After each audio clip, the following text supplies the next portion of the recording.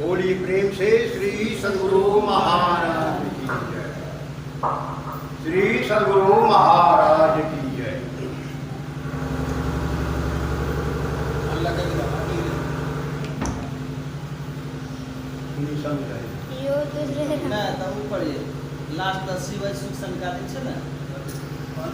रामचरितमानस सार सचिव सप्तम सोपान उत्तरकांड। शिव अज सुख सनकादिक नारद जे मुनि विचार विशारद।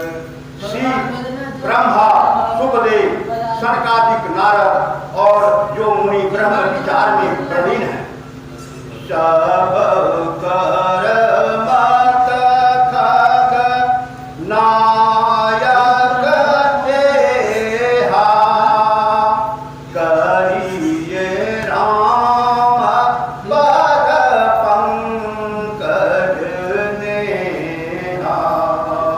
हे पक्षीरा, सबका यही मत है कि राम के चरण कमलों में प्रेम करना चाहिए। श्रोति पुराण सब ग्रंथ काही रघुपति भगति बिना सुख नाही। वेद पुराण और सब ग्रंथ कहते हैं कि राम की भक्ति के बिना सुख नहीं है। कमठ पीठ जामहि बरुबारा बंध्या सुत बरु काहू मारा। कछुए की पीठ पर चाहे बाल जमा आवे और चाहे बांझ का बेटा किसी को मार डाले। फूलहि नभ बरु बहु विधि फूला जीवन सुख हरि प्रतिकूला। चाहे आकाश में बहुत तरह के फूल फूले परंतु राम से विमुख रहकर जीव सुख नहीं पा सकता। कृष्णा जाई बरु मृग जल पाना बरु जामहि शीस बिसाना। चाहे मृग तृष्णा का जल पीने से प्यास दूर हो जावे, चाहे खरहे के माथे पर सिंह जम आवे। अंधकार बरु रवि न सावे राम विमुख ना जीव सुख पावे। चाहे अंधकार सूर्य को नष्ट कर दे किंतु राम से विमुख हो रहकर जीव सुख नहीं पा सकता है। हिम के प्रगट अनल बरु होई विमुख राम सुख पावन कोई। चाहे पाले से अग्नि प्रकट हो आवे परंतु राम से विमुख होकर कोई सुख नहीं पा सकता है। बारी मथे कृत होई बरु सिकता दे बरु ते बिनु हरि भजन न भवतरिये यह सिद्धांत अपील। चाहे पानी के मथने से घी हो जाए और चाहे बालू से तेल निकल आवे परंतु यह सिद्धांत अटल है कि बिना हरि भजन के कोई संसार समुद्र से पार नहीं हो सकता है।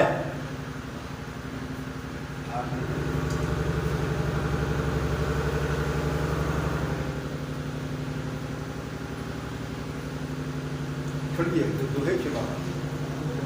बोलिए प्रेम से श्री सद्गुरु महाराज की जय। श्री सद्गुरु महाराज की जय। श्री सद्गुरु महाराज की जय। संत स्तुति संत ग्रंथ पाठ हो चुका है। अब भजन एवं प्रवचन से संतों का सेवा किया जाएगा। बोलिए प्रेम से श्री सद्गुरु महाराज की जय।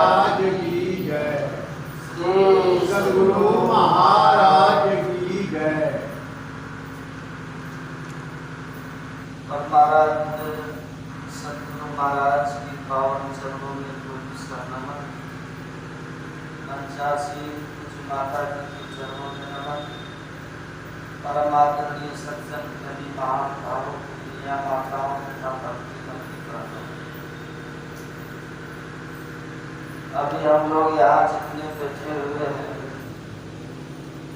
सब मनुष्य ही बैठे हुए।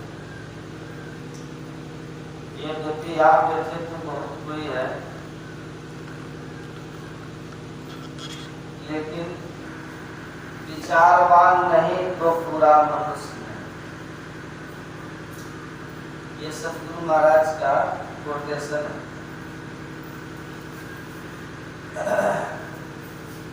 अभी इस विषय पर हमने बहुत कुछ सुना है भक्ति के विषय में। जो हम चाहते हैं, जो हम चाहते हैं वो मिलता है सत्संग और ध्यान करने से। अगर हम सत्संग ध्यान नहीं करते हैं तो जो हम अपने जीवन से चाहते हैं वो कभी पूरा होता नहीं। चाहे आप जो कुछ भी बन जाए, मास फागुन मस्त होई के किए बहुत बनाव हो, ऊंचे मालन जड़ित मनिगन सुख तबहु नहीं पाव हो, फूल भल अनुरूप भल अनुक्रिया बन पायो सही, असुख तबहु ना मिले बिनु ध्यान के सब कहो। हम लोग क्या चाहते हैं? सुख चाहते हैं। कैसा सुख चाहते हैं? सदा का सुख चाहते हैं। ऐसा सुख सुख के बाद फिर दुख ना आए, फिर आप दुख ना हो। संसार इसके लिए व्यवस्थित करते हैं। और संसार का स्वरूप कैसा है? संसर्गी सम्यक विद्या इति संसार, जो एक निश्चित तरीके से सतत बदल रहा हो उसको हम संसार कहते हैं। याद से सुनिएगा, तो जो स्वयं बदल रहा है वह स्थिर सुख कैसे देगा? ना बदलने वाला सुख आपको कैसे देगा? जो नहीं बदलने वाला वस्तु है उसको पा करके जो सुख मिलेगा वह सुख स्थिर होगा। पूज्यपाद महर्षि संत सेनी परमानंद जी महाराज कहते थे, दीवार घड़ी में पेंडुलम होता है, वह हिलते रहता है। उस पेंडुलम पर कोई मक्खी बैठी हो और चाहे कि मैं हिलूं नहीं, शांति से बैठूं, तो संभव है? क्योंकि पेंडुलम हिलता रहेगा और उस पर जब तक मक्खी रहेगी वो हिलती डुलती रहेगी। अगर मक्खी हिलने डुलने से बचना चाहती है तो उसको पेंडुलम को छोड़कर जिसके सहारे पेंडुलम है उस दीवार का सहारा है, दीवार का सहारा है। ये संसार किस पर है? रजत शिव भास जथा भात करवारी जनक प्रसाद काल ब्रह्म सत्य को तारी, यही विधि जग हरि आश्रित रही जगत की दिशा एक दुख नहीं। यही विधि जग हरि आश्रित रहे। ये संसार परमात्मा के सहारे है। इसके सहारे और उस पर चल रहा।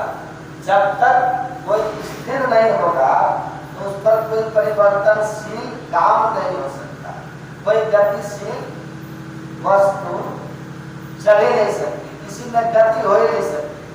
गति सापेक्ष शब्द है, किसी स्थिर वस्तु की तुलना में दूसरे की गति है।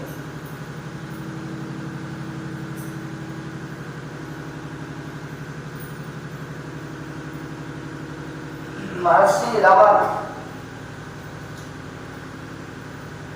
कि मैंने संबंध में कुछ पढ़ा था।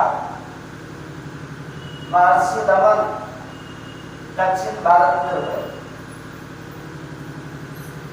कार्ल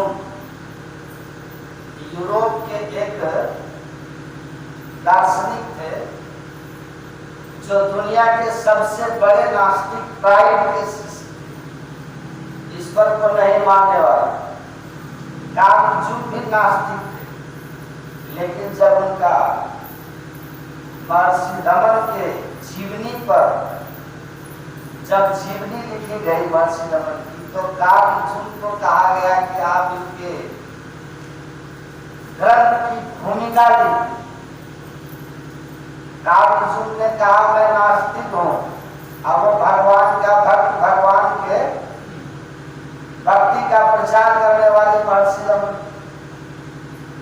लिखूंगा, पर पहले उनको जांच लूं। महर्षि रमन को, उस महापुरुष को मैं पहले समझ लूं।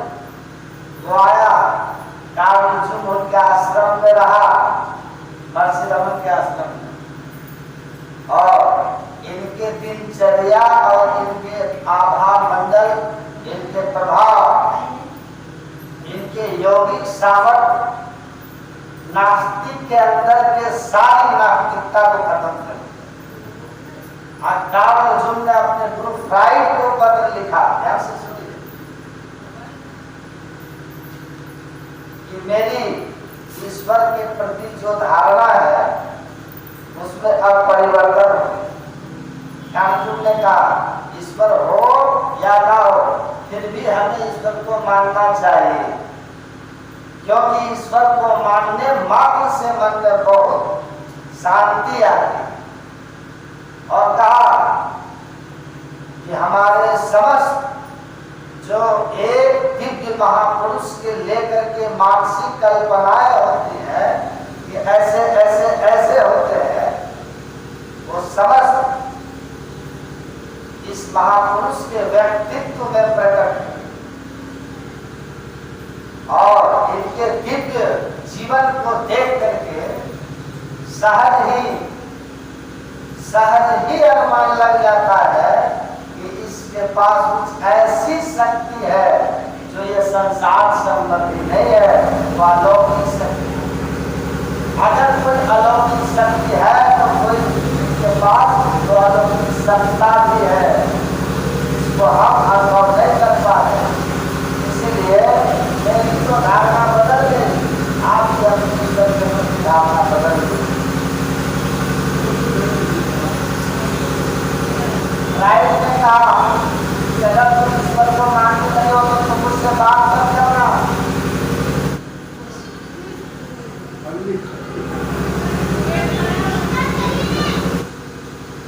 बताइए क्या बोल रहे थे?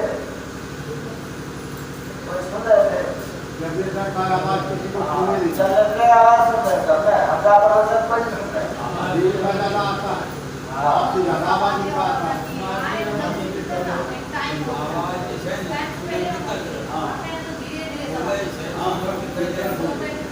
अच्छा बताइए क्या बोलते थे आप?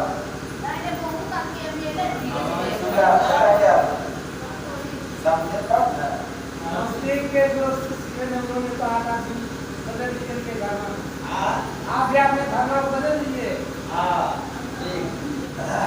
राइट ने कहा कि अगर तुम ईश्वर को मानने लगे हो तो तुम मुझसे बात मत करना। अर्जुन ने कहा कि मैंने आपका कभी किसी बात को डांटा नहीं है, किसी आदेश का उल्लंघन नहीं किया, तो इस आदेश का भी मैं पालन करूंगा, आपसे कभी बात नहीं करूंगा। लेकिन ईश्वर के प्रति अब मेरी आत्मा कोई बदल नहीं। किसने कहा? अर्जुन नास्तिक को परिवर्तन कर दिया, केवल बिना बोले अपने अद्भुत सामर्थ्य से मनुष्य।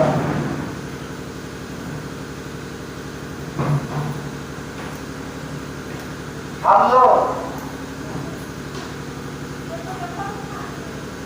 इस दुनिया में है ना, इसलिए सुख के लिए, शांति और आनंद पाने के लिए, ये हमारे जीवन का लक्ष्य यही है, सुख शांति और आनंद। तो सुख शांति और आनंद कहाँ है?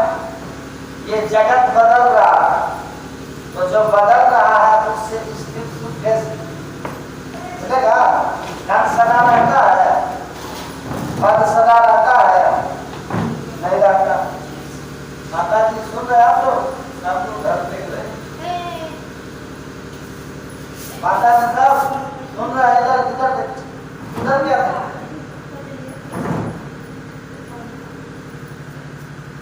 आज आप पढ़ते हैं, कल रिटायर हो जाएंगे, सत्ता चली जाएगी।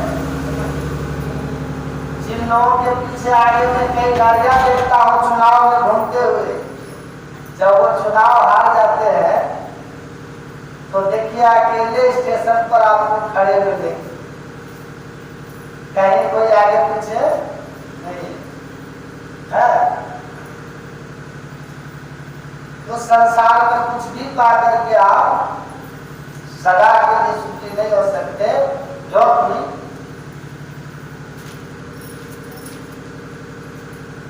यह अपने आप में बदल रहा है। महर्षि रमन ने कहा कि संसार जानते हो कैसे बदल रहा है? परमात्मा के आश्रय से। किस तरह से? सुनिएगा। उन्होंने कहा all this universe, stars, human और the creatures are moving on the surface of God, just like the pictures which are moving on a carpet in the movie. ये सभी ग्रह नक्षत्र तारे सब के सब बदल रहे, लगातार गतिशील जिस तरह से सुनिएगा परमात्मा के आश्रय सब चल रहे, सब बदल रहे, केवल परमात्मा ही स्थिर। जिस तरह सिनेमा का पर्दा स्थिर रहता है और उस पर सारे चित्र चलते रहते हैं, फिल्में चलती रहती हैं, अगर पर्दा स्थिर ना हो तो फिल्म नहीं चल सकता। उसी तरह परमात्मा अनादि अनंत सत्ता, कोई हिल डोल नहीं होता, वो अनंत है। हिलने डुलने के लिए बाहर जगह चाहिए, उसके बाहर कुछ अवकाश ही नहीं है, खाली ही नहीं। इसलिए आवे जाए सो माया साधो, आवे जाए सो माया है प्रतिपाल काल नहीं बात को, ना कहीं गया न आया। स्थिर तत्व ब्रह्म है, परमात्मा है। उस परमात्मा को जो पकड़ लेगा, उस परमात्मा के जो आश्रय में चला जाएगा, वही केवल स्थिर सुख पा सकता है, वही केवल सनातन और शाश्वत सुख पा सकता है। इसीलिए उस ईश्वर को जिसने भी प्राप्त किया, संसार का आश्रय छोड़ करके, वे सब के सब सच्चा सुख शांति और आनंद को पाए, जिसकी खोज हम सबको है, जिसकी मांग हम सबको है। तभी सब महापुरुष एक मत होकर के कहते हैं, शिव अज सुख संकालिक नारद जेम ब्रह्म विचार विशाल, सब कर्म खगनायक एहा करिए राम तत्पंकज नेहा। क्यों? क्योंकि श्रुति पुराण सब ग्रंथ कहा कि रघुपति भक्ति बिना सुख नाही, परमात्मा की भक्ति किए बिना कोई भी उपाय आप कर लीजिए। जन नानक भगवंत भजन बिनु सुख सपने हो नाही। सुन रहे सब, ईश्वर भक्ति के बिना स्वप्न में भी आपको सुख नहीं होगा। इसीलिए सुख को प्राप्त किए हुए, स्थिर सुख को प्राप्त किए हुए सभी महापुरुष एक मत होकर कहते हैं क्या? परमात्मा की भक्ति, परमात्मा की भक्ति कीजिए। जो महापुरुषों के उपदेशानुकूल चलते हैं वही कुछ सुख को पाते हैं। तुलसीदास जी महाराज कहते हैं कि सब असंभव काम संभव हो जाए। सुंदर पाठ में कमर पीठ जामे करू बारा बंध्या सुंदर खाओ मारा बोले न बोल बहुत खुला जीव में रस हरि प्रतिकूला। बिना धरती के आकाश में फूल गिर जाए, बांझ का बेटा किसी को मार दे, अंधकार ही सूर्य का नाश कर दे। पानी को मतने से बारी मथे घृत, पानी को मतने से घी आ जाए, अब पानी को मतने से तेल निकल जाए, ये सब असंभव काम संभव हो जाएगा। लेकिन ईश्वर की भक्ति के बिना कोई जीव सुखी हो जाए सच्चे अर्थ में, उसके जीवन से सारे दुख चले जाए, ये हो ही नहीं सकता।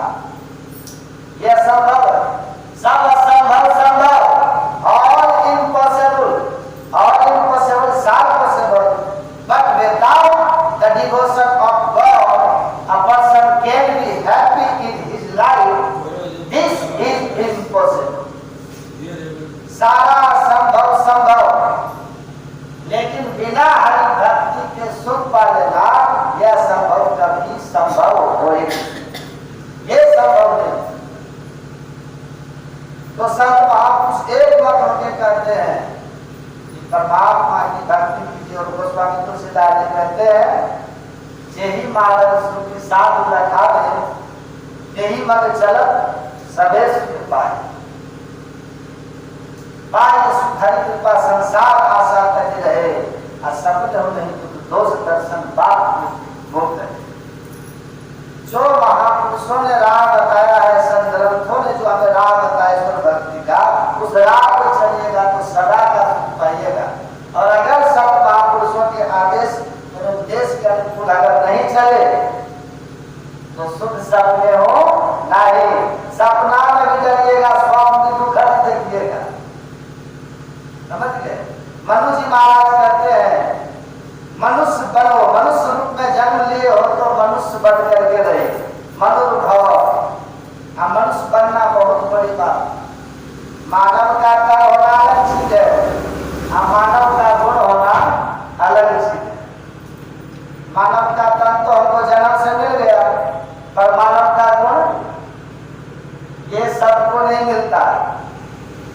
अब मानव का गुण, मानव का तन है, और गुण नहीं है तो क्या होगा? यशाम न विद्या न तपो न दानम ज्ञानम न शीलम न गुणो न धर्मा हे मतलब भूमि भार भूता मनुष्य रूपे मृगास शरण। अगर मानव का तन है, मानव के तन में विद्या नहीं है, तपस्या नहीं है, दान करने का स्वभाव नहीं है,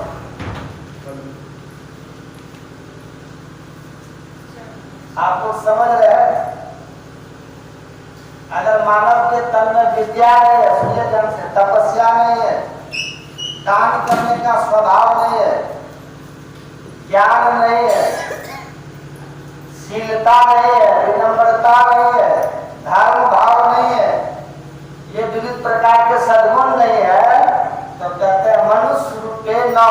रूप किसका है? मनुष्य का है क्या? मृगा चरती, मृगा कहते हैं पशु, रूप है मनुष्य का, है क्या? पशु है। इसलिए मनुष्य को कहना पड़ रहा, मनुष्य बन करके रहो, मनुष्य बनो, मनुष्य। आप पशु बने चले जाओ। ऋषि कहते हैं मृगा शरंती, इतना ही नहीं कहते, दे भाग होता, धरती पर के भाग होता है। गाय धरती का भाग नहीं है, भैंस धरती का भाग नहीं है, लेकिन मनुष्य धरती का भाग हो जाता है। पृथ्वी माता से पूछा, माता जी आपको कितना भाग लगता है मनुष्य? लिखा है रामायण में, पढ़ लीजिएगा। पृथ्वी माता कहती है देखो मुझे हिमालय भारी नहीं लगता, मुझे सागर भारी नहीं लगता। समुद्र देखते कितना बड़ा होता है, कितना पानी होता है। पृथ्वी माता कहती है मुझे समुद्र भी भारी नहीं लगता। गिरी सर सिंधु भार नहीं मोही, रामायण। पृथ्वी माता कहती है गिरी मतलब पहाड़, गिरी सर सिंधु सरिता, सिंधु समुद्र। पृथ्वी माता कह रही है इसका भाग मुझे नहीं लगता। गिरी सर सिंधु भाग नहीं मोही, चीनी मोही गर्भही एक पर द्रोही। मानव के तन में अगर रह करके दूसरे से द्रोह करके फिरता है, ये मनुष्य पृथ्वी माता कहकर सबसे ज्यादा भारी लगता है। वो पृथ्वी पर भार है, कितना भार है? वो लोग अपना वजन नपाते देखते हैं, मशीन लगा रहता है अपने फार्म में, वहां लिखा रहता है एक का सिक्का डालिए वजन देख। एक सिक्का डाले उसमें चलते हैं तो किसी का आता है 45 किलो और किसी का आता है 60 किलो। 60 किलो मशीन दिखा रहा है, लेकिन यदि निंदा करते फिरते दूसरे का तो वजन आपका गलत है। समझ रहे? तब कितना वजन है? पृथ्वी माता कहती है हिमालय से भी ज्यादा वजन हो गया। कितना हो गया? समझ लीजिए। इसीलिए मनुष्य के रूप में मनुष्य बन करके रहना, मनुष्य का गुण धारण करना, ये बहुत बड़ी बात है। पशु की तरह हम लोग हो जाए। इसलिए मनु जी कहते हैं मनुर्भव। एक बार गिद्ध गया भगवान ब्रह्मा जी के पास। किसके पास गया? ब्रह्मा जी के पास। हाँ, ब्रह्मा जी से गिद्ध कहता है कि आपने मुझे बनाया लेकिन सबसे निकृष्ट बनाया। गिद्ध में उड़ता तो बहुत ऊपर हूं, लेकिन मेरी नजर हमेशा लाश पर ही रहती है। अब वही मेरा जीवन है, वही मैं खाते रहता हूं। आपने सृष्टि तो की प्रभु, लेकिन मुझे बड़ा निकृष्ट आपने बना दिया, इससे मैं बड़ा दुखी हूं। ब्रह्मा जी कहते हैं दुखी मत रहो, प्रसन्न हो जाओ। बोले क्यों? बोले तुमसे भी निकृष्ट है। कहा हमसे निकृष्ट कौन है? बोले कौन है? देखना है? बोले हाँ। बोले चलो।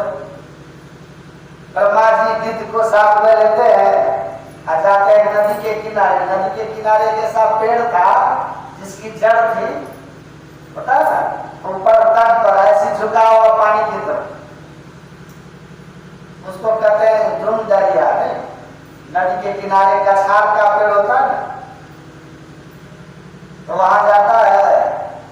ब्रह्मा जी कहते हैं ठीक है, इस पेड़ के ऊपर तुम बैठो। गिद्ध से कहता है। गिद्ध बैठता है पेड़ के ऊपर, और थोड़ी देर के बाद उसको टट्टी लगी, लेट्रिन लगा, लेट्रिन लगा तो ऊपर से बीट करता है गिद्ध। अब जैसे बीट किया तो नीचे मछली लपट गया, गिद्ध जैसे बीट किया ना ऊपर, गिद्ध के बीट को मछली ने लपट के खा लिया। अब ब्रह्मा जी कहते देखते जाओ, तुम्हारा तुमने बीट किया, किसने खाया? यहाँ मछली ने खा लिया। तो तुम बड़ा की मछली बड़ी, तुम्हारे बीट को मछली ने खा लिया तो तुम बड़ा की मछली बड़ी। इस दृष्टि से तो वो निकृष्ट हो गया गिद्ध, मेरे विष्ठा को उसने खा लिया, खा दो।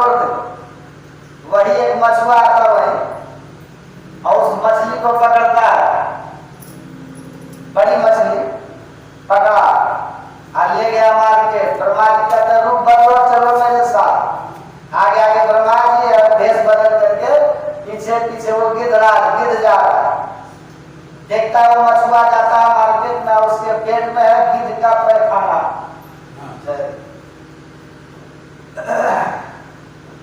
अब मछुआ के पेट में क्या है? गिद्ध का पैखाना। अब पैखाना किस चीज का बनता है? गिद्ध का हलवा पूरी का। गिद्ध के पेट में जो पैखाना है वो लाश का होता है, मुर्दा, सड़ा गला पचा मुर्दा, वो गिद्ध खाता, उसी का नाम विष्ठा होता है। और वो है कहाँ? मछली के पेट में।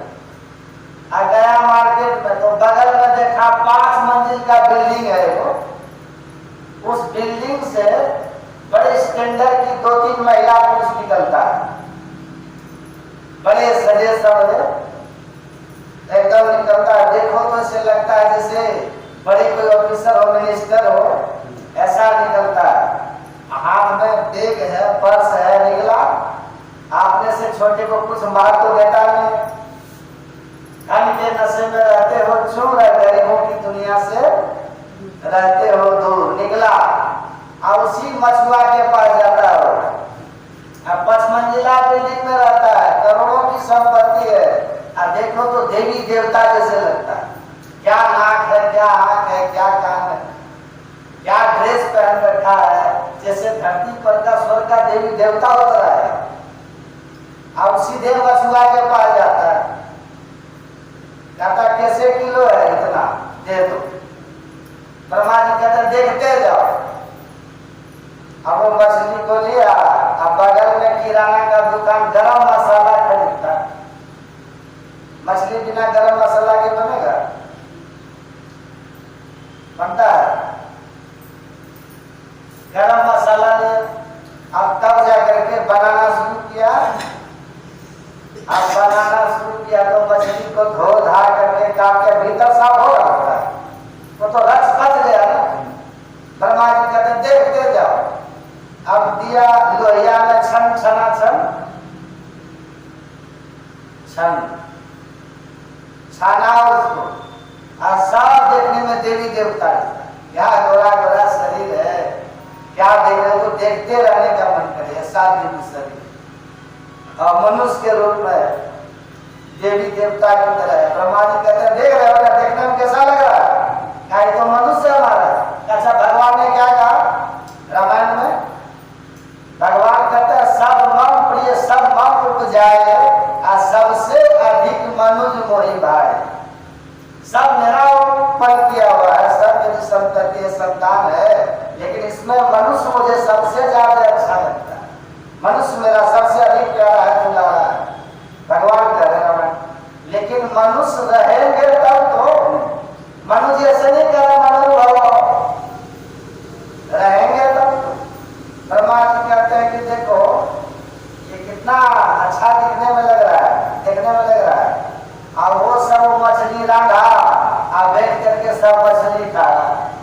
अब ब्रह्मा जी कहते हैं एक बात बताओ गिद्ध, तुमने बीट किया, तुम्हारी निष्ठा को मछली ने खाया, तो तुम बड़ा की मछली बड़ी, तुम छोटा की मछली छोटी, क्या मैं बड़ा मछली छोटी?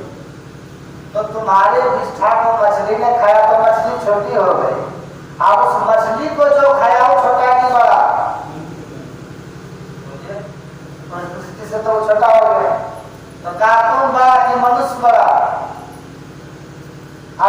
कहेगा? हमारे लिए गीत को बोलने वाली शर्म आती। गीत समझिए, भगवान कहते हैं बड़े भाग मानुष तन पावा। देखिए भगवान बड़े पर्दे की बात कही। भगवान ने ये नहीं कहा बड़े भाग मानुष बन जावा, ऐसा भगवान कहते हैं। भगवान कहते हैं बड़े भाग मानुष तन पावा, और तन मिला है। अब मनुष्य बनने के लिए अब मनुष्य ही कहते मनुष्य भव, आप मनुष्य बनो। भोजन करेंगे कुत्ता का तो तन कैसा हो जाए? यह कुकर को खान है, मानुष देह क्यों खाए। अब मुख में आमिर मिलता नरक पड़े तो जा।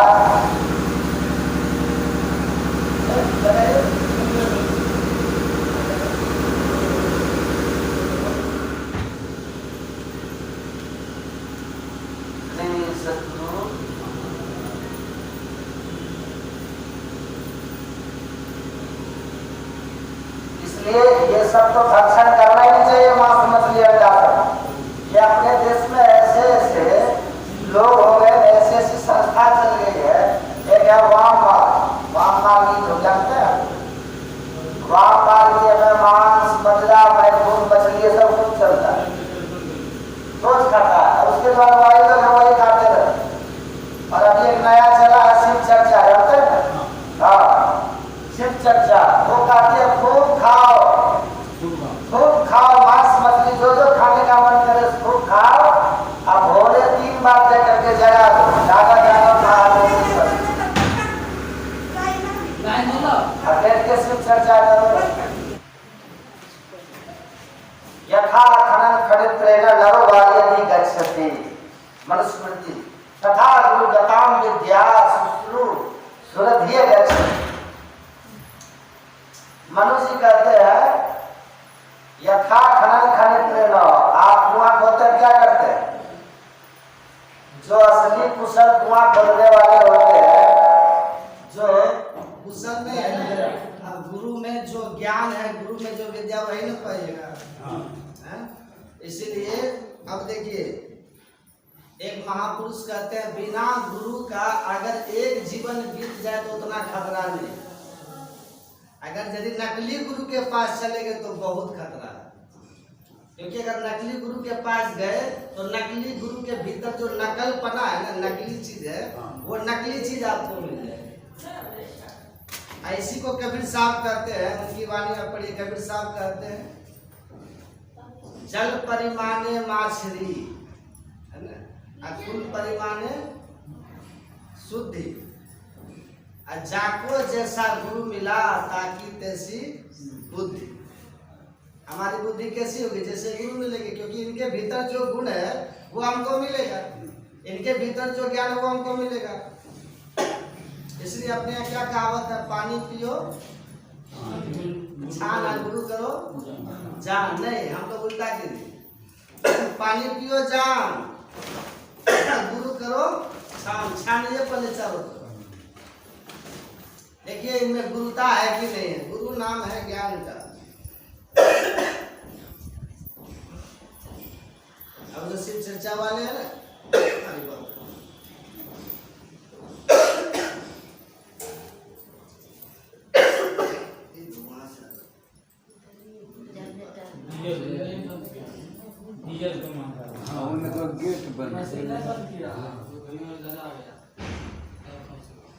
गेट बंद कर दिया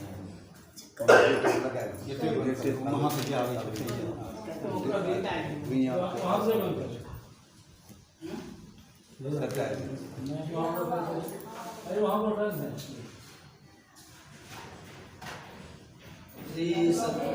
महाराज की है। अब वो लोग शिव चर्चा वाले हैं ना, वो लोग कहते हैं कि हमारे गुरु कौन है? शिव। हमारे शिव ही गुरु है। बहुत अच्छी बात है।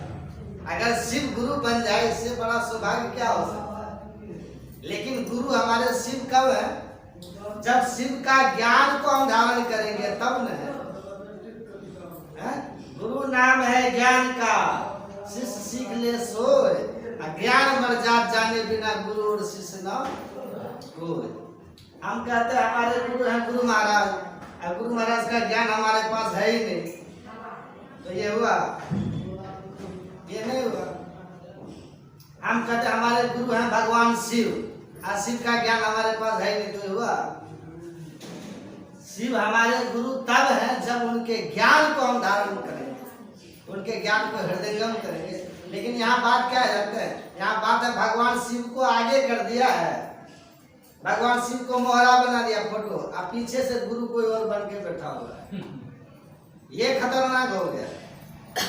अब पीछे से जो गुरु बन के बैठा है, आगे तो भगवान शिव को कर दिया, बस फोटो लगा दिया, आगे भगवान शंकर का फोटो लगा दिया। अब भगवान शंकर का न कोई ज्ञान है, न वहाँ शिव पुराण है, न वहाँ शिव संगीता है, न वहाँ ज्ञान संकलित तंत्र है, न योग शिवोपनिषद है, कुछ नहीं है। अब फोटो लगा दिया भगवान शिव का, डफली बजा रहा है, कहता हम शिव शिष्य हो गए। और ज्ञान है उधर पीछे वाले का, जो पीछे जो बैठा है ना, जो कहता सब कुछ खाओ पियो, उसका ज्ञान है। तो आप शिष्य किसका हुए कहिए, शिष्य किसके हुए? वही खाने पीने वाले के शिष्य होइएगा। एक व्यक्ति गया कुप्पा घाट, पूज्यपाद महर्षि सरसेवी जी महाराज उस समय थे, मैं भी था। कुप्पा घाट गया, धर्म प्रचारक थे। कुप्पा घाट हो गए तो पूज्यपाद से मिले, तो पूज्यपाद को आप जानते हैं उनका कैसा ज्ञान था, उनके सामने टिकना किसी का असंभव था। उनके सामने गए तो बातचीत करने लगे, तो बातचीत के क्रम में पूज्यपाद ने पूछा क्या करते हैं, कहा हम भी आप ही की तरह प्रचार करते हैं। बहुत अच्छी बात है, मेरी तरह करते हैं, बहुत अच्छी बात है।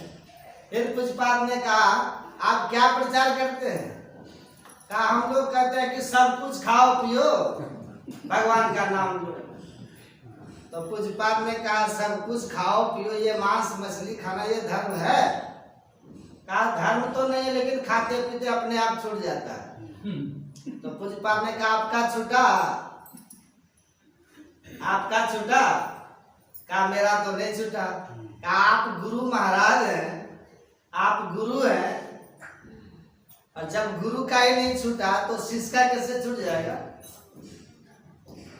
देखिए कितनी बड़ी बात कर दी। तथा गुरु गताम, ये शब्द बड़ा अद्भुत है। गुरु गताम विद्या, गुरु के भीतर जो विद्या है वही विद्या शिष्य को मिलेगी।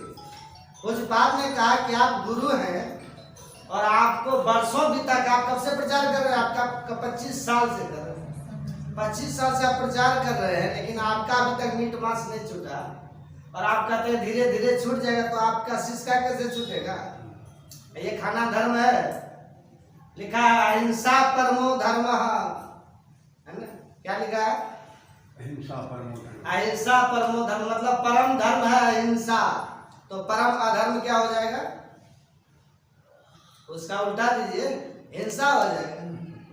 तो जो परम अधर्म है वो आप कर रहे हैं, कहते हैं हम धर्म का प्रचार करते हैं। ये कैसा धर्म का प्रचार है? तो ये लोग करते हैं। और एक चल रहा अभी, अब जाके देखिए गांव सब में देखिए, दुर्गा जी का मंदिर बनता है ना, दुर्गा माता दुर्गा का मंदिर बनाते हैं। अब उसमें बलि देते हैं कि नहीं? अब लोग क्या कहता है, हम किसी से पूछते हैं ना कि बताइए आप मांस मछली खाते हैं? क्या बाबा मांस मछली तो नहीं खाते, लेकिन प्रसाद खा लेते हैं कभी कभी। देखिए धर्म के आड़ में धर्म कैसे करता है, समझ रहे हैं? क्या मांस मछली तो नहीं खाते, लेकिन प्रसाद कभी कभी खा लेते हैं। तो बोलते हैं प्रसाद कैसे खाते हैं? तो कहा कि बाबा जब दुर्गा पूजा का समय होता है ना, तो जाते हैं दुर्गा माँ के मंदिर, और वहां पर पहले माँ को चढ़ाते हैं, और माँ को चढ़ाने के बाद जब माँ उसको स्वीकार कर लेती है तो वो प्रसाद बन गया, फिर उसको हम लोग खा लेते हैं। तो प्रसाद ग्रहण करना हुआ ना, मांस मछली थोड़ी ना हुआ। अब बोले वाह कैसा बाहर ज्ञान है उसका। उनको हम बोले अच्छा स्वीकार कैसे करती है माँ, सो बताइए। तो देखिए गांव में कैसे ये ढोंग हो रहा है, समझ रहे हैं बात? धर्म के आड़ में धर्म किस तरह से फैलता है। अब उस तरह के समझाने वाले लोग भी आते हैं बाहर से कि नहीं ये माँ का प्रसाद है, इसको पा सकते हैं, कोई बात नहीं। तो उसको हम पूछे एक बात बताइए, ये प्रसाद कैसे हो गया? कहा कि आप नहीं जानते बाबा? बोले बताइए ना। कहा कि पहले माँ को चढ़ाते हैं, माँ स्वीकार करती है, स्वीकार करती है? बोले हाँ। तो आपको माँ ने कहा कि मैंने स्वीकार कर लिया? का इशारा हो जाता है बाबा? कैसे इशारा होता है? का बाबा जिस बकरा को चढ़ाना होता है ना, उस बकरा को पहले कुआं पर ले जाते हैं, चाहे किसी नलकूप पे या फिर किसी तालाब में, वहां ले जाते हैं और वहां पर बकरा को नहला देते हैं। सुन रहे सब? बकरा को नहला देते हैं और नहला धुला करके उस बकरा को फिर ले जाते हैं कहाँ? माँ के सामने। इसको क्या बोलते हैं आप लोग? बुलाए, यही ना? उसको फिर नाला धुला देते हैं और माँ के सामने ले जाते हैं। और माँ के सामने ले जा करके उसको खड़ा करते हैं बकरा। अब उसके माथा पर एक तो पान का पत्ता रखते हैं ना लोग। अब पान के पत्ता पर थोड़ा सा अक्षत रख देते हैं। अक्षत समझते हैं ना? अरवा चावल वो रख देते हैं। और अक्षत के ऊपर थोड़ा सा दुर्वादल दुबरी वो रखते हैं। उसके ऊपर एक सुपारी रख देते हैं और तब ऊपर से चुल्लू पानी भोग लगाते हैं। जैसे चुल्लू पानी दिए बस पुलास हो जाता है, इशारा मिल जाता है माँ का। कैसे मिलता है? बकरा ऐसे से जाता है, इशारा हो गया। ऐसे से जाता है, कैसे जाता है? देखिए कैसा भोला मनुष्य। अच्छा, बकरी के देह पर चाहे बिल्ली के देह पर, कुत्ता के देह पर दीजिए पानी तो वो देह झाड़ता है कि नहीं? स्वाभाविक है। और आप कहते हैं कि माँ को स्वीकार हो गया, प्रसाद हो गया, उसका जान जा रहा, खस्सी के जाने खवैया को स्वादे नहीं। बताइए।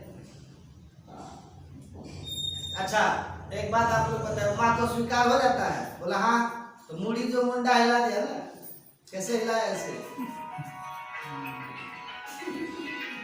अगर आपको भूख लगी हो और हम आपसे पूछे कि खाइएगा, तो आपको लगी हो भूख, तो मुंडी कैसे हिलाइएगा? मुंडी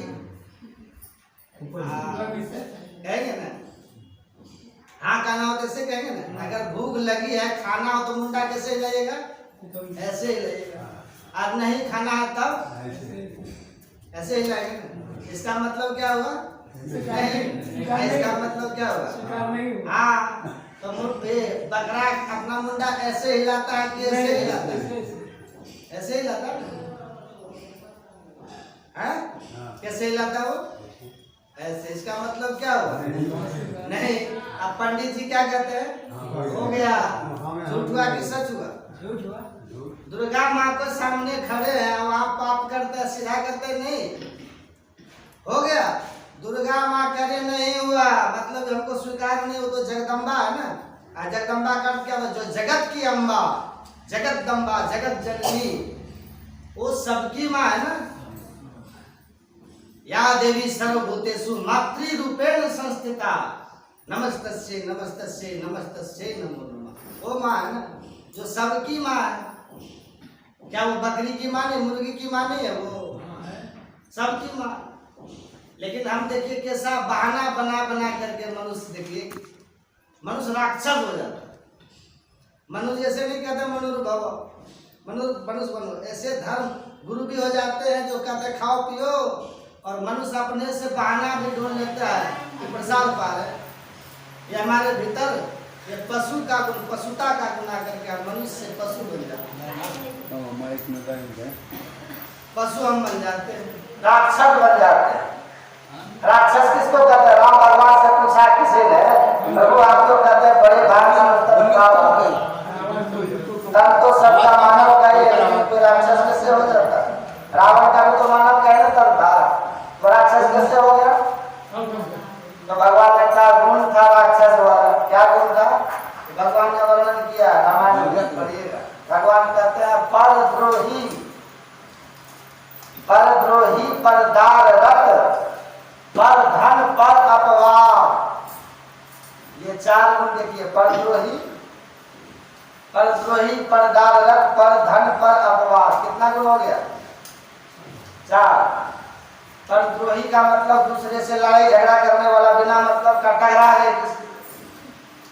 एक आदमी कह रहा था हमसे जो टकराएगा चूर चूर हो जाए। क्या हम लोग है मनुष्य? बताइए। मनुष्य तो बचाता है दूसरे को, ये कहता हमसे जो टकराएगा चूर चूर हो जाएगा। मनुष्य हैडी पत्थर होगा। पर द्रोही, दूसरे से द्रोह करने वाला लक्षण के राम भगवान दूसरे से द्रोह जो करने वाले, खाम खा बिना किसी मतलब के लड़ झगड़ के टकरा गए। क्यों टकराते हैं? बहुत टकराने का मन करे तो ध्यान में बैठिए, मन से टकराइए। है मन ही तो सबसे बड़ा शत्रु है, टकराइए। मन से टकराते नहीं है, बेचारे गरीब गुरुआ कमजोर आदमी एक दुखी से टकराते फिरते, ये कैसा बात? पर भगवान कहते हैं जो दूसरे से द्रोह करने में लगा है, खाम खाम परदार रत, जो दूसरों की माता बहन के प्रति बुरी भावना रखते हैं। परदार भावना कैसे रखनी है? मातृवत परदार, माँ के समान, माता के समान। और ऐसा नहीं है तो भगवान कहते राक्षस। पर धन, दूसरे के धन पर नजर रहता। इसको से इतना धन कैसे हुआ? अब उतना धन हो गया, उसमें कमी क्या है? आप भी उतना धन कमाइए ना, लेकिन वो कमाएगा नहीं, उसका धन बर्बाद कैसे हो जाए वो प्रयास। ये राक्षस का गुण है। यदि किसी ने मेहनत की, परिश्रम किया, उनके पास धन हुआ है, उनका अपना परिश्रम का फल। आप जल क्यों रहे हैं? ऐसा भाव क्यों है? कुटिल भाव, ये जलनशील का भाव नहीं रहना चाहिए। अगर किसी ने मेहनत की है, अब उनका अपना प्रारब्ध है, कोई दानी पुण्यात्मा होगा, उनको धन हो गया है ना। अगर आपको बहुत फिक्र है तो आप भी मेहनत कीजिए, आप भी परिश्रम कीजिए, आप भी दान पुण्य कीजिए। दान पुण्य करने में बुखार लगता है। दान पुण्य करने में देखिए, कहिए थोड़ा सा भंडारा का घोषणा कराइए, सब कीजिए। किसी को दानी पुण्यात्मा को धन हो गया, उससे लोग जलते। दान का फल कई गुना बढ़ करके आता है। ये ऋषि मुनि की बात झूठ होगी। कृपण व्यक्ति मुर्दा की तरह होता है। एक व्यक्ति, एक सेठ था, तो वो जब भी एक नंबर का कंजूस था, तो वो जब भी खाता था तो घी का डब्बा रखा था, 10 साल पुराना गाय का घी, रोज खाता था। अब समझिए कैसे खाता होगा, समझ रहे? वो बोतल रखा था ढक्कन लगा के, और जब खाने का टाइम होता रोटी को बोतल में रगड़ देता था बाहर, समझे? अब वो रोटी आराम से बैठ के खा ले, घी लगा के खा लेता था। एक दिन सेठ चला गया कहीं बाहर, अब उसका बेटा था घर में, तो जब सेठ जी आए तो कहा बेटा घी खाया? उसको डर था, पता नहीं कहीं घी का ढक्कन खोल के खा लिया तो मुश्किल हो जाएगा। अब वो क्या किया था, घी को अलमारी में रख दिया था। आया सेठ बाहर से, कहा बेटा घी खाया था? हाँ पापा, घी बिना घी को हम खा सकते हैं। कैसे खाया बेटा? अलमारी पर रोटी को रगड़ दिए, अलमारी पर रोटी को रगड़ करके घी लगा दिया, तब खा लिया। मुर्दा नहीं हुआ तो क्या हुआ? ऐसा कृपण बनिएगा, दूसरे के धन को देख करके जलनशील बनिएगा। तुलसी पंचिन के पिए घटे न सरिता नीर, दान दिए धन ना घटे जो सहाय। चाहे बाबा बनिए कि बाबू बनिए, प्रारब्ध अगर पहले का दान पुण्य किया हुआ है, बाबू बनिएगा तब भी मिलेगा, अब बाबा बनिएगा तब भी मिलेगा। और अगर पहले का दान पुण्य किया हुआ नहीं है, कुछ भी बन जाइए, कंगाल के कंगाल ही रहिए। इसीलिए तुलसी पंचिन के पिए घटे न सरिता नीर, दान दिए धन ना घटे। तुलसीदास जी ऐसे लिख दिए। तुलसीदास जी क्या समझते? गंजेड़ी भंगेड़ी थे तुलसीदास, गांजा पी करके लिखे थे। आप विचार कीजिए, जो राम का दर्शन कर रहे हैं, जिनके सामने भगवान प्रत्यक्ष है, वो तुलसीदास लिख रहे हैं तुलसी पंचिन के पिए घटे न सरिता नीर, दान दिए धन ना घटे जो सहाय रघुवीर। कैसे धन घटेगा? तो जलिए मत। भगवान कहते हैं जो ऐसा है, जो दूसरे के धन को देख करके जलता रहता है, वो मनुष्य का शरीर तो है, लेकिन है क्या? राक्षस है। वो मनुष्य के रूप में राक्षस है। पर धन पर दर द्रोही, पर दार रथ, पर धन पर अपवाद, अते नर पामर पापमय देह धरे मनुजात। मनुजात कहता राक्षस। मनुष्य का शरीर है पर है वो राक्षस। इसलिए दूसरे के धन को देख करके जलना नहीं चाहिए। अब परपवाद का अर्थ होता है जो दूसरे की निंदा करने में लड़ा दिल लगा रहता है। निंदा कबीर साहब कहते हैं, पलटू दास जी कहते हैं अगर कोई निंदा करे तो उसके लिए भगवान से दुआ करो कि बहुत दिन तक जिए, है ना। निंदक जीवे जुगन जुग काम हमारा हो। निंदक के लिए कभी अशुभ मत सोचिएगा कोई, समझ रहे हैं। निंदक के लिए कभी अशुभ मत सोचिए। कबीर साहब कहते हैं निंदक नेरे राखिए आंगन कुटी छबार। और क्या कहते हैं, बिन साबुन पानी बिना निर्मल करे स्वर, है ना। अच्छा इधर उधर अगर किसी में दोष आप देख रहे हैं, उधर कितना है 1, इधर कितना है 3, देखते हमारे गुना 3 गुना दोष हो गए। ऐसा हम क्यों करें? ये 4 जो गुण है ये राक्षस का है। कौन बोल रहे हैं? हम बोल रहे हैं। भगवान कह रहे हैं परद्रोही पहला, परदार रथ दूसरा, पर धन तीसरा और पर अपवाद चौथा। भगवान कहते हैं ते नर, देखिए नर शब्द लिखा हुआ, ते नर पामर पापमय देह धरे मनुजाद। कहते हैं नर, लेकिन शरीर किसका हो गया? उसका राक्षस का हो गया, मनुजाद। ये अंतर हो गया ना। इसलिए मनुर्भव, मनुष्य बनिए, मनुष्य। अब मनुष्य कह देते हैं कि मनुष्य बनिए, लेकिन मनुष्य में मनुष्य का संस्कार होना चाहिए। तो संस्कार कहाँ से मिलता है? तन मिला है माता पिता के माध्यम से, और संस्कार किन के माध्यम से मिलेगा? गुरु के माध्यम से। जिनको जैसा गुरु मिला तिनकी तैसी बुद्धि। इसलिए गुरु पानी पियो छाना, गुरु करो जान। बहुत जानबूझ करके गुरु करना चाहिए। गुरु के पास जाइए, गुरु की सेवा करनी चाहिए। गुरु की सेवा ये क्या है? तीसरी भक्ति है। ये भगवान का इस भजन साहब से सुझाना। तो ये गुरु की सेवा की, और गुरु की सेवा कैसे कीजिएगा? 3 तरह की सेवक होते हैं। सबसे उत्तम कोटि का सेवक वो होता है जो गुरु के मनोभाव को समझ करके सेवा करे, गुरु को गाना ना पड़े। चरणदास जी कहते हैं, आता सजोबाई करती है, सहजो गुरु प्रसन्न हुए मोंद लियो दो नैन। गुरु महाराज प्रसन्न हो गए तो आंख बंद कर लिए। आंख बंद कर लिए मतलब आंख बंद कर लिए। अब फिर मौसो जो कहो, मौत से बोले नहीं मुझसे, लेकिन आंख बंद करके इशारा किए, समझ ले हो जाए सैन। इशारा को समझ कर, तो जो इशारा को समझ ले तो उत्तम कोटि का शिष्य होता है। और जो कहने पर तब कर दे उसको कहते हैं मध्यम कोटि का शिष्य।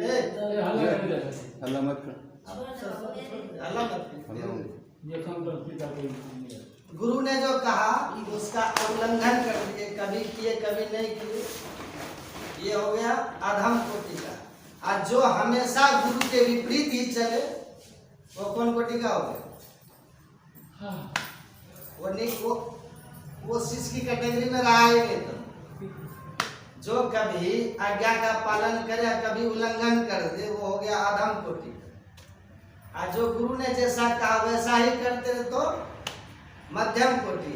और जो गुरु को कहना भी ना पड़े, बस इशारा समझे, इशारा कितने इशारा काफी इंसान गुरु की भाव को समझे परखे और वैसा कर दे, उसको कहते हैं उत्तम कोटि का शिष्य, है ना। तो ये उत्तम कोटि का शिष्य बनना चाहिए। अब देखिए मनु जी थोड़ा सा शर्त लगा दिए। मनु जी कहते हैं मनुष्य बनने के लिए गुरु के भीतर के ज्ञान को धारण कीजिए। अब देखिए बड़ी बात मनु जी कह देते हैं, अगर सच्चा गुरु होंगे तो आपको बताएंगे एकाकी चिंतिये नित्यम, एकांत में बैठ करके आत्मचिंतन कीजिए। एकाकी चिंतन नित्यम विविक्ते, विविक्ते का मतलब होता है ऐसा स्थान जहां कोई व्यक्ति दूसरा नहीं। ऐसा स्थान पर जाइए और ऐसे स्थान पर बैठ करके क्या कीजिए, हित चिंतन कीजिए अपना, हमारा हित किसमें है, अपना हित का चिंतन कीजिए। अब कहिए जो व्यक्ति एकांत में बैठ करके अपने हित का चिंतन करेगा एकांत स्थान में जाके, तो वो हित चिंतन में मांस मछली आएगा, शराब आएगा वहां? कितना भी खराब से खराब व्यक्ति हो उसको पूछिए कि शराब पीना चाहिए, कह देगा नहीं। मांस खाना चाहिए, कह देगा नहीं। जुआ खेलना चाहिए, कह देगा नहीं।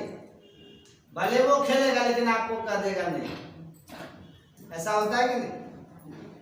अगर ऐसा नहीं होता तो आप घर में देखिए ना, पिताजी खैनी खाते हैं, आप पुत्र से क्या कहते हैं, ए खैनी मत खाना, कहते हैं ना। पिताजी बीड़ी पीते हैं, पुत्र से क्या कहते हैं, बीड़ी मत पीना। एक लड़का था, कहा कि देखिए ना पापा अपना बीड़ी पीते रहते, हमको कहते बीड़ी मत पीना, हम भी पी के देखेंगे। अब पैसा उसके पास था नहीं तो वो क्या किया, संठी लिया। संठी जानते हैं? संठी को तोड़ लिया, संठी को तो बीड़ी होता है, संठी में लगा लिया आग और उसी को मारा सोटा, मुंह जल गया, समझे? पिताजी को देखा था ना। तो ये गलत काम करने वाला भी कहता दूसरे से गलत काम मत कीजिए। तो जो एकांत में बैठ करके हित चिंतन करेगा दुर्गुण तो ऐसे छूट जाएगा उसका, छूटेगा नहीं।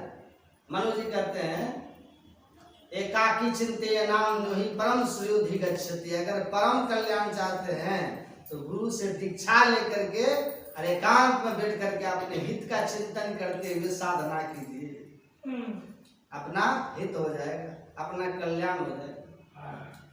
और सच्चे गुरु भाई जो मुक्ति का रास्ता बता दे। देखिए सच्चा गुरु एक स्कूल में एक शिक्षा पदाधिकारी आ गया अचानक। शिक्षा पदाधिकारी समझते हैं ना? तो शिक्षा पदाधिकारी जो है ना आया स्कूल में, तो टीचर सोया हुआ था कुर्सी में टेबल पर, फुफकार मार रहा था, खराटा ज्यादा तर सोते ही है ना आजकल, या शूटर बोलते हैं स्कूल में।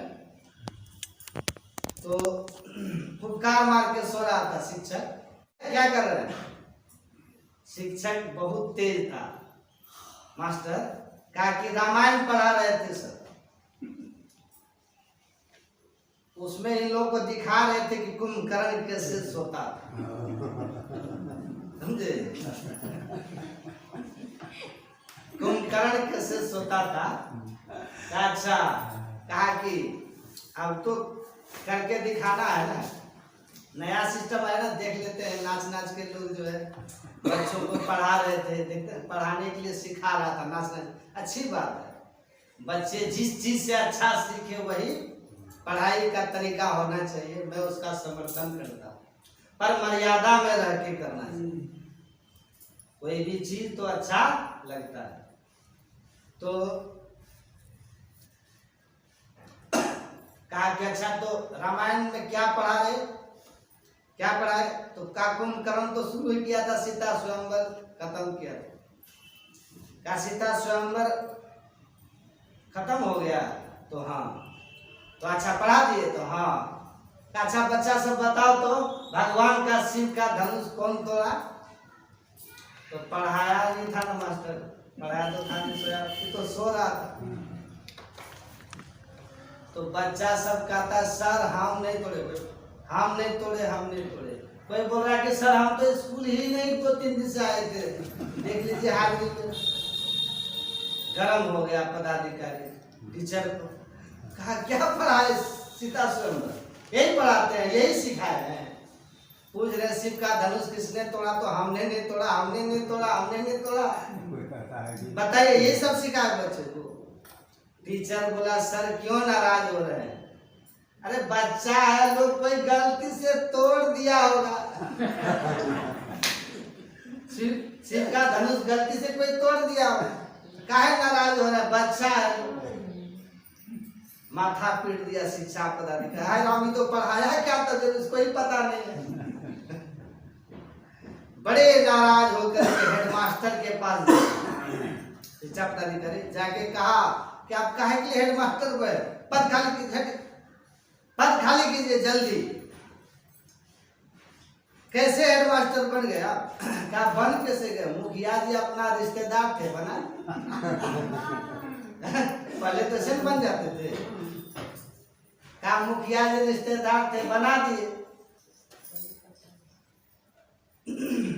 अच्छा अच्छा ठीक है, बना दिए तो कोई बात नहीं। अच्छा ये बताइए कि आप स्कूल में देखते क्या है, पढ़ाई क्या होती है देखते हैं? आपका टीचर सो रहा है, कहते हैं तो कहता है कुंभकर्ण प्रयोग दिखा रहे थे। बताइए, आप ऊपर से सीता स्वयंवर बोला पढ़ा दिए। जब पूछे बच्चों से कि शिव का धनुष किसने तोड़ा, तो कहता हमने नहीं तोड़ा, हमने नहीं तोड़ा। और आपका टीचर से जब पूछे तो हद कर दिया। उसका जवाब सुन लीजिए। कहा क्या कह दिया सर? कहा टीचर बोला कि बच्चा है, लोग गलती से कोई शिव का धनुष तोड़ दिया होगा, डर से नहीं बोल रहा कि मारेंगे सर। ये जवाब था आपके टीचर का।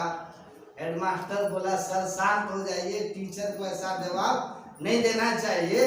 लेकिन बात है वो धनुषे का न है, धनुषे का न बात है, चिंता मत कीजिए। हम अभी बढ़ई को बुला करके और धनुष को जोड़वा देंगे और उसे बढ़िया बनवा देंगे। बोलिए कैसा धनुष था? बोलिए। और वो निकल करके जो भागा शिक्षा पदाधिकारी स्कूल छोड़ के, का बाप रे बाप, 2-4 स्कूल ऐसा अगर मिला हम तो पागल हो जाएंगे, हम पागल हो जाएंगे। हैं? देखिए ऐसा गुरु काम चलेगा? ज्ञान कहे अज्ञान बिनु, तम बिनु कहे प्रकाश, निर्गुण कहे जो सगुण बिनु सो गुरु तुलसीदास। सब जगह नहीं मिलेगा, ऐसा ही मिलेगा। खा पियो, मुक्ति का रास्ता कहाँ है? क्यों भटकता फिर रहा तू है तला से यार में, रास्ता शहरक में है दिलवर पे जाने के लिए।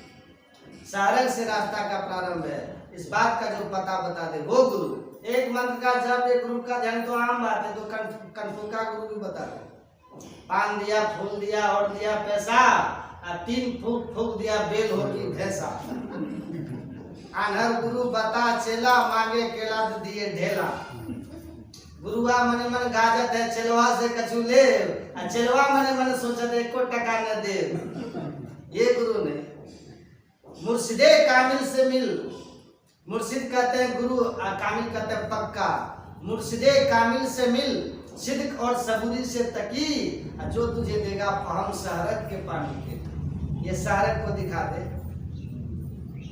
राम का नाम जपना, राम का ध्यान करना, कृष्ण का नाम जपना, कृष्ण का ध्यान करना, ये तो आम बात है, ये तो दुनिया जानती है। लेकिन जो असली जहां से रास्ता का प्रारंभ है, वो स्थान, वो रास्ता कोई बता दे, वो सच्चा सदगुरु। मुर्शिदे कामिल से मिल, सिद्क और सबूरी से तकी, जो तुझे देगा फहम शहरक को पानी की। इसलिए गुरु की खोज कीजिए और उससे शिक्षा दीक्षा लेके ध्यान कीजिए, तब असली मनुष्य बन पाइएगा। हमारा मांस भक्षण देखिए कितना अच्छा सटीक। गुरु महाराज क्या कोई परहेज ज्यादा नहीं है। आप झूठ बोलते रहिए, नहीं कहते झूठ बोलना छोड़ के तब दीक्षा देंगे, नहीं कर, धीरे धीरे छूट जाएगा, सब छूटेगा। लेकिन मांस मछली खाते हैं तब सोचिए दीक्षा लेंगे, इसमें छूट नहीं है। क्योंकि जैसा खाए अन्न वैसा होए मन, जैसा पिए पानी वैसी होए वाणी। इसलिए ये 6 महीना पहले छोड़वा देते पहले और तब दीक्षा देते। ये मनोभव कुछ ऐसा, इसी को बोलते हैं ज्ञान शौच। ये धुलेगा कभी गंगा स्नान करने से? ये गंदगी कभी धुलेगी? ये मंदिर में जाने से गंदगी कभी धुलेगी? वही जवाल ऋषि कहते हैं ज्ञान शौचम परित्यज्य। ये ज्ञान सोच ऐसा है, ये गंदगी को देखिए धो दिया, ये ज्ञान जानकारी हम लोग धर्म क्या है अधर्म क्या है इसको समझने में भी फेल कर देते हैं, फेल हो जाते हैं, समझने में भी फेल हो जाते हैं। इसलिए गुरु महाराज ने लिखा हुआ प्रश्न दिनकर जी के जेब में धरा का धरा रह गया, सुने न, और एक एक करके बात बात में गुरु महाराज ने ऐसा प्रसंग छेड़ा कि 6 प्रश्न क्रम क्रम से जवाब दे दिए थे। सुने न प्रसंग, तो दिनकर जी उनके चरण को प्रणाम करके चले गए गुरु महाराज, ताकि अरे ये तो पूछने का भी नौबत नहीं आने दी। तो सब कुछ प्रत्यक्ष होता है, जाने 3 काल कर ज्ञाना करतल में हम लग सब। तो उसने गुरु महाराज से एक व्यक्ति ने पूछा, जो आए थे प्रश्न, मांस मछली खाना चाहिए कि नहीं खाना चाहिए। और वो आदमी इसलिए पूछा था कि दुनिया में कुछ ऐसे स्थान है जहाँ बर्फ ही बर्फ है और वहाँ के लोगों को खाने के लिए मछली मांस के सिवाय दूसरा कुछ उपलब्धि नहीं है। एक्सिमो जातियाँ बर्फ में ही घर बना करके रहते हैं। अब बर्फ ऊपर जम गया रहता है, नीचे पानी होता है, वो इस तरह से मारते रहते हैं लोहे के अस्त्र से। नीचे मछली रहती है, उसमें जब देखते हैं कि खून लग गया तो वहाँ के बर्फ को हटा करके मछली को निकाल करके वो खाते हैं। तो वो जानबूझ करके पूछा था गुरु महाराज से कि जब कहेंगे मांस मछली नहीं खाना चाहिए तो हम पूछेंगे एक्सिमो लोग जो होते हैं वहाँ तो इसके सिवाय कुछ मिलता नहीं तो क्या खाएंगे। तो गुरु महाराज जी ने जवाब दिया था उन्हें कि जब दुनिया में मनुष्य को खाने के लिए कुछ ना मिले तो आपद धर्म में मांस मछली भी खा सकते हैं। अगर आपद धर्म नहीं है और खाते हैं, गुरु महाराज जी ने कहा, तो फिर आप अधर्म करते हैं। तो आपके यहाँ खाने की व्यवस्था नहीं है कि नहीं? मांस मछली न मिले लेकिन यहाँ खाने की बहुत सारी व्यवस्था है। फिर गुरु महाराज जी ने कहा कि सुनो, ऐसे प्रदेश में जिनका जन्म हुआ जहाँ मांस मछली खाना है ही उपाय है, ऐसे लोग अगर भजन कर रहे हैं, ध्यान भजन, तो अगले जन्म में उनका जन्म भारत जैसे देश में होगा जहाँ बिना मांसाहार के भक्ति करके मुक्ति प्राप्त हो जाएगी। ऐसे स्थानों में उनका जन्म होगा जहाँ खाने के अनेक उपाय, ऐसे जगह पर अगला जन्म। तो धर्म शास्त्र इतना सहज नहीं है कि समझ जाइएगा। इसलिए संत महात्माओं ने कहा कि अपने से अगर धर्म और अधर्म का निर्णय करने लग गए तो हो सकता है कि आपकी बुद्धि धर्म के जगह अधर्म को ही धर्म समझ के पकड़ ले। समझ रहे बात? और तब धर्म के जगह अगर अधर्म पर पग आपने रख दिया है, पग रख दिया है, तो गोरखनाथ जी की बात सुने हैं ना कि देखी देखी पग धरना, यह संसार कांटे की बाड़ी। हो सकता है अधर्म पर आपने पग रख दिया, परिणाम आपको दुख भोगना पड़ेगा, क्योंकि संसार कर्म क्षेत्र है। अब प्रत्येक मनुष्य अपने कर्मों का ही फल भोगता है। काहुन को सुख दुख कर दाता, निर्मित कर्म भोग सुख बढ़ाता। यह बहुत ऊंचा ज्ञान है। ये ज्ञान परमात्मा की कृपा से ही सुनने के लिए मिलता है, और नहीं तो कबीर साहब कहे, ब्रह्म चिन्हे नहीं भ्रम पूजत फिरे, हे के नैन क्यों फुलडारी। ब्रह्म के नाम पर लोग भ्रम की पूजा करवाते रहेंगे, पुण्य के नाम पर लोग बकरा मरवा के पाप करवाते रहेंगे। ये याद रख लीजिएगा, याद रख लीजिएगा। मुल्ला कहते हैं ना, मुर्गा मुल्ला से कहे जीवत का तो है मोही, साहब लेखा मांसी विपत्ति पड़ी है तो ही। उसी तरह बकरा हिंदू से कहे बलि देते हैं मोही, ईश्वर लेखा मांगे विपत्ति पड़ी है तो ही। जिस दिन वो हिसाब मांगेगे कि बताओ क्या किया था, विपत्ति में फंस जाओगे। सुन रहे हो? विपत्ति में फंस जाओगे उस दिन, कोई काम नहीं आएगा, कोई काम नहीं आएगा। कि ये क्या कर रहे हो, क्या किए हो, उस दिन जवाब नहीं पूरेगा। और देवी माँ भी कहेगी मेरे नाम पर इन लोगों ने इतना पाखंड फैलाया और मेरे ही संतानों की हत्या मेरे सामने की है। मैं सबकी माँ हूं, मैं सबकी माँ हूं। दुर्गा देवी सबकी माँ है कि नहीं? हम भी कहते हैं माँ दुर्गा, आप भी कहते हैं माँ दुर्गा, आप भी कहते हैं माँ दुर्गा। आपका बेटा भी माँ दुर्गा ही कहता है, बेटा फुआ कहता है, दादी माँ कहता है, सब काम कहता है, क्या कहता है? दादी माँ कोई कहता है बेटा आपका? नहीं। वो तो जीव मात्र की माँ है ना, शरीर का नहीं, जीव से उनका संबंध है। तो सब जीव की माँ है। बकरा में जीव दूसरा है, उनकी माँ नहीं, मुर्गा में, अंडा में। माँ के सामने आप एक बेटा दूसरे बेटा की हत्या करके माँ को चढ़ा रहा है, कौन सी माँ खुश होगी? इसलिए तो मैं कहता हूँ, देवी भागवत पढ़िए, देवी भागवत, उसमें लिखा है कि माता दुर्गा ने कहा कि मेरे नाम पर जो निरीह जीवों की संतानों की हत्या करता है, मरने के बाद वो रौरव नरक में तब तक रहेगा जब तक सूरज चांद रहेगा। युपम छित्वा पशुन हत्वा कृत्वा रुधिर कर्दमम यद्यम गम्यते स्वर्गे नरके केन गम्यते। कहती है निरीह पशुओं का खून बहा करके ऐसे दुष्ट आत्माएं अगर स्वर्ग चली गई तो फिर ईश्वर ने किस दुष्ट के लिए नरक बनाया? देवी भागवत में लिखा, दूसरे जीव बहाकर अपने लिए स्वर्ग की कामना अगर कोई करता है और ऐसा दुष्ट को भगवान स्वर्ग देंगे तो फिर नरक बनाने की क्या आवश्यकता थी? इससे बड़ा पाप करने का भाव यह है कि देवी माँ कहती इससे बड़ा पाप कुछ नहीं है कि आप एक जीव को मेरे नाम पर मार दो और कहो कि ये पुण्य कर्म तुम्हें स्वर्ग देगा, तुम घोर नरक में जाओगे क्योंकि मेरे ही संतान को मेरे ही नाम पर मेरे सामने तुमने बलि चढ़ाया। लेकिन आप नहीं समझ पाइएगा, बहुत जन्म से आपके अंदर में धर्म के नाम पर अधर्म को ठोक ठोक के बैठा दिया गया है। देवी को एकदम, इसीलिए आप नहीं समझ पाइएगा कि आप अधर्म कर रहे हैं कि धर्म कर रहे हैं। इसीलिए आप जहाँ हैं वहीं रह करके परमात्मा की भक्ति सदयुक्ति पूर्वक कीजिए तो आपका कल्याण हो जाएगा।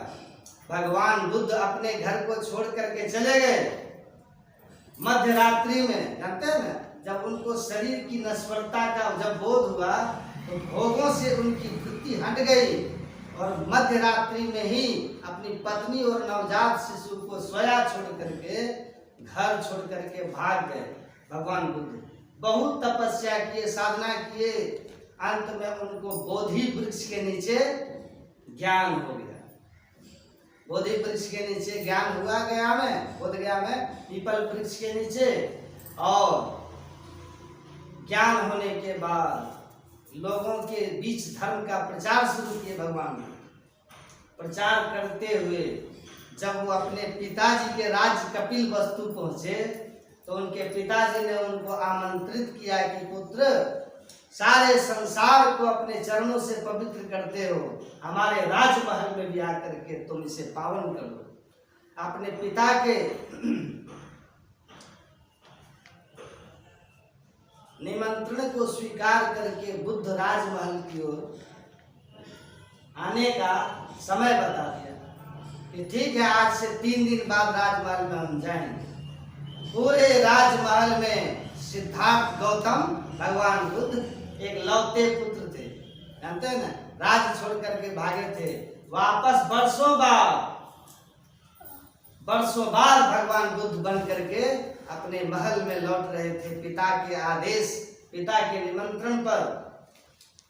और जैसे लौटे तो पूरा राजमहल सजा दिया गया, पूरा राजमहल सजा दिया। सब लोग उनके स्वागत के लिए, पूरा नगर, राजधानी, कपिल वस्तु के सारे लोग सड़कों पर नर नारी फूल लेकर के खड़े हैं कि उनके ऊपर फेंकेंगे, भगवान बुद्ध के ऊपर। अहो भी क्यों नहीं, उनका लाल जो लौट रहा था पूरी दुनिया में शांति का संदेश देने के,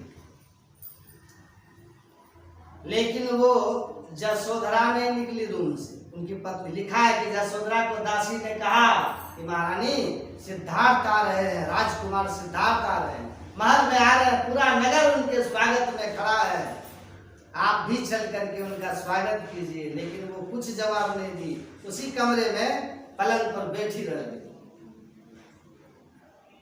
होते होते जब राजमहल में आ गए भगवान बुद्ध, तब फिर दासी दौड़ के गई कि महारानी सिद्धार्थ महल में प्रवेश कर गए, अब तो चलिए उनके स्वागत में। स्वागत कक्ष में उनका स्वागत हो रहा है, लेकिन तब भी नहीं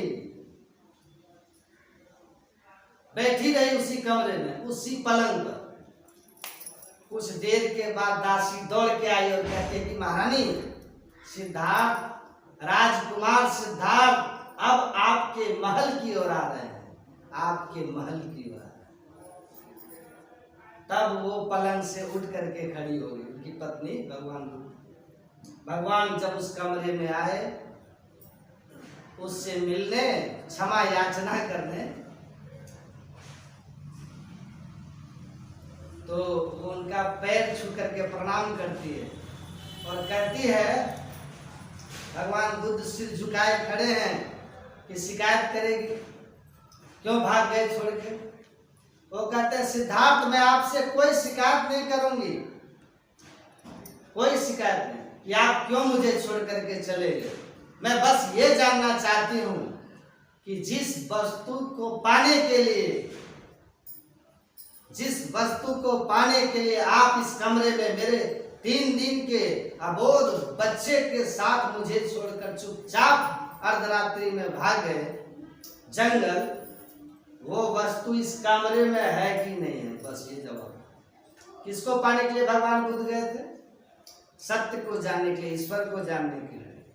तो ईश्वर के लिए कहते हैं कि वो जिस वस्तु को पाने के लिए आप हमें छोड़कर भाग गए थे, हमारे 3 दिन के बच्चे को, वो वस्तु इस कमरे में है कि नहीं है? और भगवान बुद्ध जो है एकदम से चौंक गए, अरे क्या दिव्य ज्ञान दे रही है भगवान बुद्ध। अब ईश्वर कहाँ नहीं? प्रभु व्यापक जनु गगन रहा है, परमात्मा तो सब जगह है, कहो कहा जहाँ प्रभु ना है, सब जगह है। राम स्वरूप तुम्हारा वचन अगोचर बुद्धि पर अभिगत अकथ अपार नेति नेति नित निगम का। आप तो सर्वव्यापक सत्ता है, सब जगह है, तो सब जगह है तो महल में है कि नहीं है? इसलिए गुरु नानक देव कहते काहे रे बन खोजन जाए सर्व निवास सदा लेता तो है संग समय। और जंगल में क्या खोजने जा रहे हो? वो सर्वव्यापी सत्ता परमात्मा सब जगह है, इसलिए यहाँ भी कहती इस कमरे में था कि नहीं जिस कमरे से छोड़ करके भागे थे? भगवान बुद्ध ने कहा हाँ वो इस कमरे में भी है, लेकिन तब मुझे ऐसा ज्ञान नहीं था कि वो ईश्वर, वो वस्तु सब जगह है, तब ऐसा ज्ञान नहीं था मुझे। इसलिए कबीर साहब कहते हैं कि घर में बसत वस्तु भी घर है, घर में वस्तु मिलावे, कहे कबीर सुनो हो अब्दुल जो का क्यों ठहरावे। वो परमात्मा आप घर में है, शरीर में है, ये परिवार में है, वो परमात्मा आपके शरीर में भी है और आपके उस बाहर वाले घर में भी है। इसीलिए बन जाने की कोई जरूरत नहीं है। पूरे और सच्चे संत सतगुरु की सदयुक्ति लेकर नित्य नियमित त्रैकाल संध्या कीजिए, ध्यान साधना कीजिए। होते होते इन साधनों के द्वारा सच्ची सदयुक्ति से आप मुक्ति को प्राप्त, एक दिन आप रूह के नैना आत्मदृष्टि को प्राप्त करके आप अपने को भी पहचान लेंगे कि मैं शरीर में रहने वाला चेतन आत्मा हूँ और परमात्मा जो कण कण में समाये हुए अनंत सत्ता है उनको भी परमात्मा पहचान लेंगे।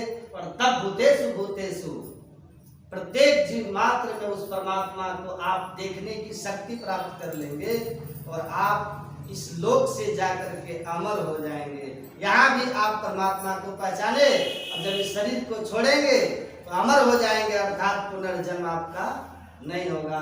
जीवन मुक्ति के बाद विदेह मुक्ति हो जाएगी। ऋषि यही कहते हैं कि वह दृष्टि जिस दिन आपको मिल जाएगी कि प्रत्येक जीव में छिपे हुए ब्रह्म को प्रत्यक्ष देख सको, वो आत्मदृष्टि, वही अमरता आपकी हो गई, मृत्यु के पार आप हो जाएंगे। तो परमात्मा सब में है, सब जगह है, अनंत है। उस अनंत ईश्वर को जानने के लिए आत्मदृष्टि चाहिए, जिसके लिए सिर्फ 4 साधन है। मंत्र जप, रूप का ध्यान, बिंदु और नाद ध्यान। यही वेद उपनिषद सारे संत वाणियों का सार है। समझ रहे हैं? इस ज्ञान को पकड़ के रखिएगा तो एक न एक दिन आपका परम कल्याण हो जाएगा। इसके अतिरिक्त आप कुछ भी आप करते हैं, आपकी मर्जी है, लेकिन उससे मोक्ष मुक्ति होने वाली नहीं है। तो आप लोग धन्य है जो भगवत भक्ति करके प्रभु को प्राप्त कर ले, चाहे किसी जाति, किसी पाति, किसी धर्म मजहब के संप्रदाय, किसी रिलीजन को हो, धन्य है वो। ये मनुष्य शरीर की बहुमूल्य मनुष्य शरीर की उपादेयता इसी में है। हम लोग ईश्वर की भक्ति करें।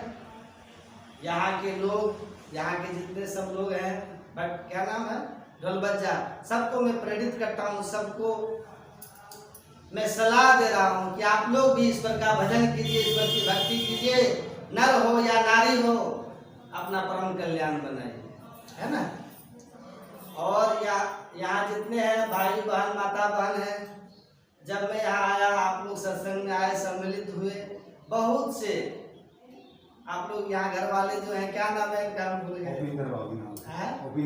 उपेंद्र बाबू और इनकी धर्म पत्नी माता जी, बड़े श्रद्धालु, बड़े प्रेमी हैं। सब अपना काम रोजगार जो सब करते हैं, भगवत भजन भी करते हैं। इससे यह लोग भी इनका सुधरेगा और लोग भी सुधरेगा, दोनों कल्याण में होगा। जितने यहाँ के लोग हैं, सबसे मैं आग्रह करूंगा कि सबको ईश्वर भक्ति बनिए। जो ईश्वर की भक्ति बनेंगे, आध्यात्मिकता को अपनाएंगे, वो सदाचारिता को पालन करेंगे। सदाचारी जहाँ के लोग होंगे, वहाँ की सामाजिक नीति अच्छी होगी, और जहाँ की सामाजिक नीति अच्छी होगी, वहाँ की राजनीति बुरी हो ही नहीं सकती है। अच्छी से अच्छी यहाँ की राजनीति हो, है ना। आप लोग बहुत अच्छे हैं, सुशील हैं, सज्जन हैं, विद्वान हैं, विनयशील हैं उपेंद्र बाबू। और इनके ये मेरी शुभकामना है, और आप सब जितने ढोल बजा के लोग, सबके लिए शुभकामना है। जो दूर दूर से सबके लिए मेरी शुभकामना है। इस पवित्र सत्संग का आयोजन इन्होंने किया है, माता जी के लिए भी शुभकामना, पूरे परिवार के लिए बहुत बड़ा पावन कार्य किया है, इसलिए बहुत शुभकामना है। और अंत में मेरा आशीर्वाद है, जो मुझसे कोई बड़े हैं उनके लिए मेरा प्रणाम है, और जो आशीर्वाद लेने योग्य है उनको मैं आशीर्वाद करता हूँ, और सबके लिए मेरा धन्यवाद है और प्रणाम है। श्री सद्गुरु महाराज दीजिए, माता जी को कुछ कहेंगे। माइक